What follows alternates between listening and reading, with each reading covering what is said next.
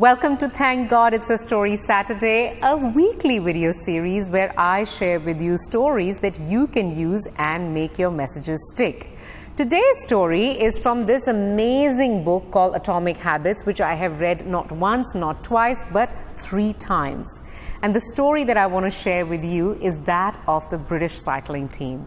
In the year 2003, the fate of British cycling team changed. British cycling team had gone for about 100 years being extremely mediocre.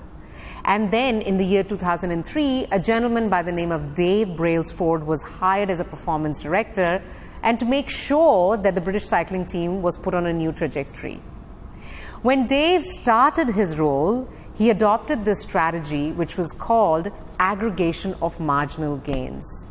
Put simply, what this really means is to look at all the areas that affect the performance of the cyclists and make 1%, 1%, 1%, 1%, together a lot of percents, improvements.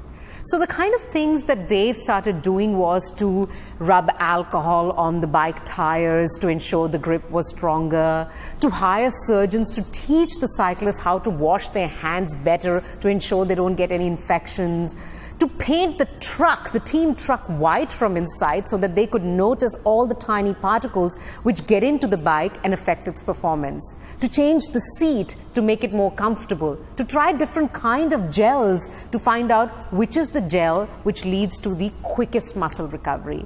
I just mentioned a few, but he made hundreds of changes like that. Results? Just 5 years later, in 2008, in Beijing Olympics, 60% of the gold medals available were with the British cycling team. 4 years later, when the Olympics came to London, British cycling team set 9 Olympic records and 7 world records. So, aggregation of marginal gains always works.